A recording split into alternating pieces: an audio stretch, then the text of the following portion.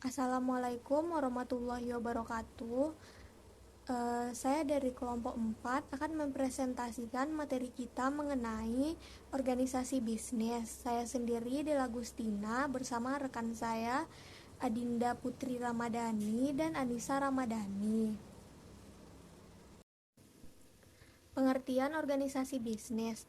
Organisasi privat atau bisnis adalah organisasi yang ditujukan untuk menyediakan barang dan jasa kepada konsumen yang dibedakan dari kemampuannya membayar barang dan jasa tersebut sesuai dengan bisnis pasar. Bentuk-bentuk organisasi bisnis. Terdapat 3 bentuk utama dalam organisasi bisnis, yaitu yang pertama perusahaan perseorangan atau sole proprietorship, yang kedua perusahaan patungan atau firma atau partnership, yang ketiga perseroan terbatas atau PT. Bentuk lain organisasi bisnis, yang pertama joint venture, dapat diartikan sebagai satu perseroan atau joint project, yaitu bentuk persekutuan perseroan yang dibentuk oleh 2 atau lebih perseroan untuk tujuan tertentu. Tujuan utama dari joint venture adalah menggabung perseroan yang memiliki keahlian yang berbeda untuk dapat dikontribusikan demi keberhasilan suatu proyek tertentu. Joint venture biasanya digunakan untuk mengerjakan pembangunan proyek-proyek besar yang memerlukan modal besar.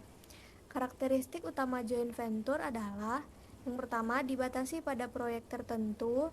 Yang kedua, jangka waktu dibatasi dengan perjanjian dan dihentikan pada saat proyek sudah benar-benar selesai. Yang ketiga, di bawah kekuasaan seorang manajer di mana namanya tertera dalam usaha. Yang keempat, pada saat joint venture selesai, para partisipan akan membagi laba dan rugi sesuai perjanjian. Assalamualaikum warahmatullahi wabarakatuh. Perkenalkan saya Dinda Putra Ramadhani dengan NIM 23043067. Selanjutnya adalah syndicate. Memiliki kemiripan dengan joint venture, dibentuk oleh beberapa perusahaan yang mempunyai tujuan khusus.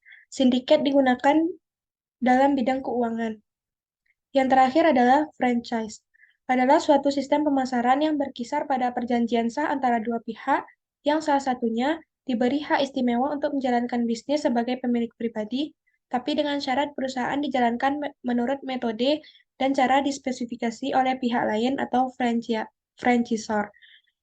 Perusahaan franchise biasanya memberi anggota sistem dengan nama, logo, prosedur pengoperasian, dan lain-lain.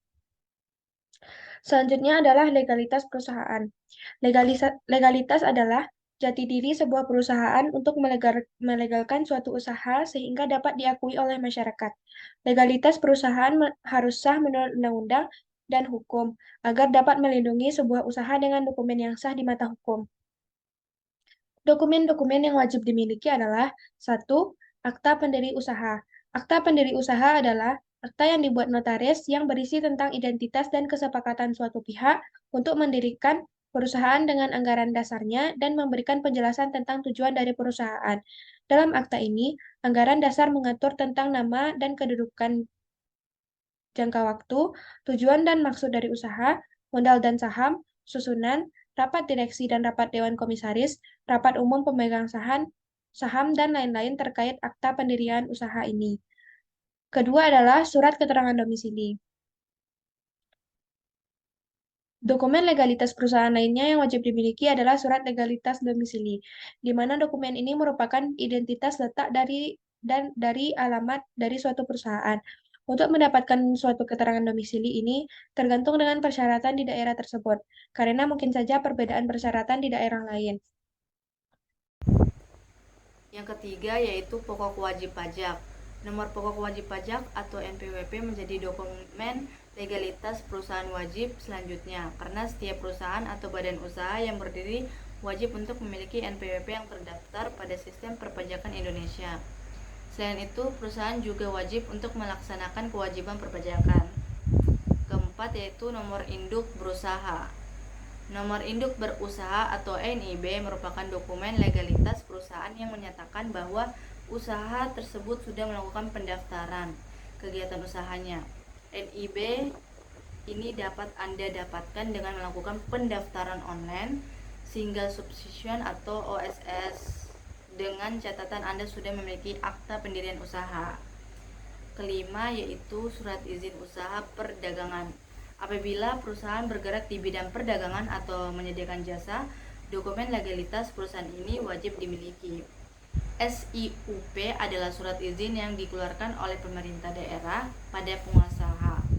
Dokumen legalitas perusahaan ini berlaku selama perusahaan menjalankan kegiatan usahanya, yang berarti pelaku usaha tidak perlu melakukan perpanjangan masa berlaku surat izin usaha. Lalu pada kasus ini contohnya yaitu Indomaret di Jalan Raya Soekarno-Hatta tahunan kilometer 4 membuka cabang baru minimarket sebelum mendapatkan izin operasional IUTM dari Dinas BPM-PPT Kabupaten Jepara. Atas pelanggaran Indomaret yang sudah beroperasi sebelum dapat izin IUTM, maka Satpol PP membuat surat teguran bahwa mulai sejak 5 Maret Indomaret diminta untuk menutup dulu sampai izin sudah didapatkan. Namun perintah ini tidak dihiraukan, Indomaret tetap beroperasi hingga sekarang. Suatu sikap meremehkan terhadap Dinas Satpol PP khususnya dan pemerintah daerah kabupaten pada umumnya.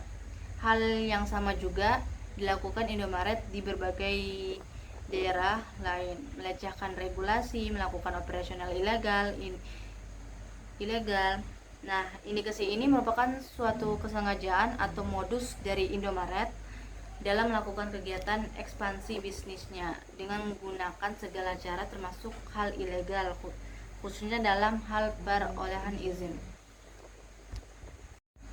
Contohnya pada kasus Indomaret di Jalan Raya Soekarno-Hatta tahunan kilometer 4 membuka cabang baru minimarket sebelum mendapatkan izin operasional IUTM dari Dinas BPM-PPT Kabupaten Jepara. Atas pelanggaran Indomaret yang sudah beroperasi sebelum dapat izin IUTM, maka Satpol PP membuat surat teguran bahwa mulai sejak 5 Maret Indomaret diminta untuk menutup dulu sampai izin sudah didapatkan. Namun peringatan ini tidak dihiraukan, Indomaret tetap beroperasi hingga sekarang. Suatu sikap meremehkan terhadap Dinas Satpol PP khususnya dalam pemerintah daerah kabupaten pada umumnya. Hal yang sama juga dilakukan Indomaret di berbagai daerah, yaitu melecehkan regulasi, melakukan operasional ilegal. Indikasi ini merupakan suatu kesengajaan atau modus dari Indomaret dalam melakukan kegiatan ekspansi bisnisnya dengan gunakan segala cara termasuk hal ilegal, khususnya dalam hal perolehan izin. Sekian dari kelompok kami, mohon maaf jika ada salah kata dalam presentasi kami. Wassalamualaikum warahmatullahi wabarakatuh.